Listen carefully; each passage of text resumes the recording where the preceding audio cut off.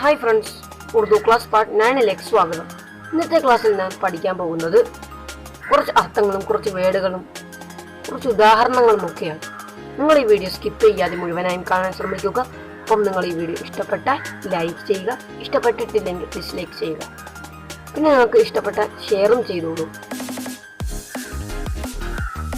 ഈ ചാനൽ ഇതുവരെ സബ്സ്ക്രൈബ് ചെയ്തിട്ടില്ലെങ്കിൽ താഴെ കാണുന്ന ചുവന്ന സബ്സ്ക്രൈബ് ബട്ടൺ ക്ലിക്ക് ചെയ്ത് തൊട്ടപ്പുറത്തായി കാണുന്ന ബെൽ ബട്ടൺ കൂടി ഒന്ന് എനേബിൾ ചെയ്തിട്ടാൽ ഞങ്ങൾ അപ്ലോഡ് ചെയ്യുന്ന എല്ലാ വീഡിയോസും നിങ്ങൾക്ക് നോട്ടിഫിക്കേഷൻ ആയിട്ട് ലഭിക്കും.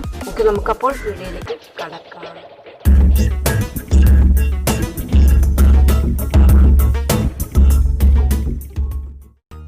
ഫ്രണ്ട്സ്, ഇന്നത്തെ ക്ലാസ് വളരെ പ്രധാനപ്പെട്ട ശ്രദ്ധിച്ച് കേട്ട് മനസ്സിലാക്കി പഠിക്കേണ്ട ക്ലാസ്സാണ്.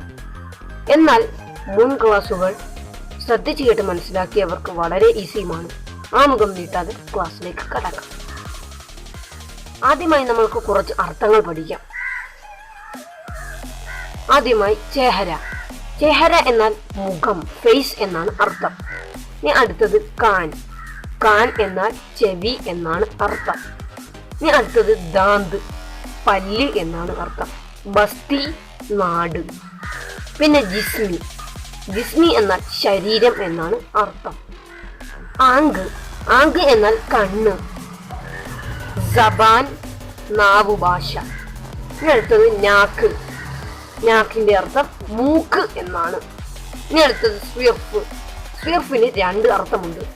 ഒന്നാമത് വെറും, രണ്ടാമത് മാത്രം. വെറും, മാത്രം എന്നാണ് സ്വിർഫിന്റെ രണ്ട് അർത്ഥങ്ങൾ. അടുത്തത് ജില. ജില എന്നാൽ ജില്ല എന്നാണ് അർത്ഥം. ഇനി നമുക്ക് ഉദാഹരണങ്ങളിലേക്ക് കടക്കാം. നിങ്ങൾ ഈ നോട്ട്സ് ഫുള്ള് നിങ്ങളുടെ നോട്ട്ബുക്കിലേക്ക് പകർത്തെടുത്ത് എഴുതുക. നിങ്ങൾ ഈ നോട്ട്സ് ഫുൾ പകർത്തെടുത്തതിന് ശേഷമേ ബാക്കി കാണാവുള്ളൂ. ബച്ചേ ഉസ്താദ് കെ ഖിദ്മത്ത് കർത്തേ ഹേ. ബച്ചേ ഉസ്താദ് കെ ഖിദ്മത്ത് കർത്തേ ഹേ എന്ന് പറഞ്ഞാൽ എന്താ? ബച്ചേ എന്നാൽ കുട്ടികൾ എന്നാണ് അർത്ഥം. ഉസ്താദ് ടീച്ചർ എന്നാണ് അർത്ഥം. ബച്ചേ ഉസ്താദ് കെ എന്ന് പറഞ്ഞാൽ കുട്ടികൾ. കേയുടെ അർത്ഥം ന് എന്നാണ്. നമ്മൾ അവന്, അവള് എന്നൊക്കെ പറയും. ഉസ്താദിന് എന്നാണ് ഇവിടെ പറയുക. ബച്ചെ ഉസ്താദിക്ക് എന്ന് പറഞ്ഞാൽ കുട്ടികൾ ഉസ്താദിന്. ഖിദ്മത്ത് കർത്തേഹെ. ഖിദ്മത്ത് എന്നാൽ സേവനം എന്നാണ്. ഖിദ്മത്ത് കർത്തേഹെ, സേവനം ചെയ്യുന്നു. മനസ്സിലായല്ലോ. ഇനി അടുത്തത് മേസ് മേ കലം ഹെ. മേസ് മേ കലം ഹെ, മേശയിൽ പേനയുണ്ട്. മേസ് മേ എന്ന് പറഞ്ഞാൽ മേസ് എന്നാൽ മേശ.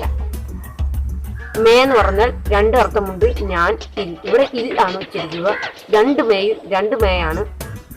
അതിൽ ഇൽ എന്നുള്ള അർത്ഥമുള്ള മേ ആണ് നമ്മളിവിടെ ഉച്ചരിക്കുന്നത്. മേയുടെ അർത്ഥം ഇൽ എന്നാണ്. മേശ, മേസ്മേ, മേശയിൽ. കലം ഹേ, പേനയുണ്ട്. അവിടെ ഉണ്ട് എന്നുള്ള അർത്ഥം വന്നു. നമ്മൾ കഴിഞ്ഞ ക്ലാസ്സിൽ കെ ഹൈ ഹോ ഹോ പഠിച്ചപ്പോൾ ആണ് ആകുന്നു ഉണ്ട് എന്നാണ് പറയുന്നത് നമ്മൾ പഠിച്ചിരുന്നു. ഓക്കെ, കുറച്ച് ഉദാഹരണങ്ങളുടെ ശേഷം നമുക്ക് ഇന്നത്തെ ക്ലാസ് ഇവിടെ അവസാനിക്കും. പാസ് കലം ഹെ. ഇത് റഫീഖൊക്കെ പാസ് കലം ഹെ. റഫീഖിന്റെ അടുത്ത് പേനയുണ്ട്. മനസ്സിലായല്ലോ. കൊല്ലം തക്ക്. തക്ക് എന്നാൽ വരെ എന്നാണ് അർത്ഥം. കഴിഞ്ഞ ക്ലാസ്സിൽ നമ്മൾ പഠിച്ചിരുന്നു. കൊല്ലം എന്നാൽ നമ്മുടെ നാട്ടുപേരാണ്. കൊല്ലം തക്ക്. കൊല്ലം തക്ക് എന്നാൽ കൊല്ലം വരെ. മനസ്സിലായല്ലോ. ആഷിഖ് കാ ഘർ മസ്ജിദ് കെ നസ്ദീഖ് ഹേ.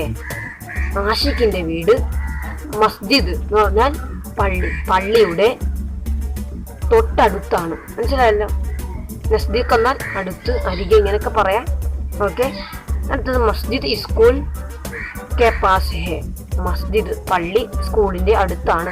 മനസ്സിലായല്ലോ. മസ്ജിദ് സ്കൂൾ എന്നാൽ സ്കൂൾ എന്നാണ് അർത്ഥം.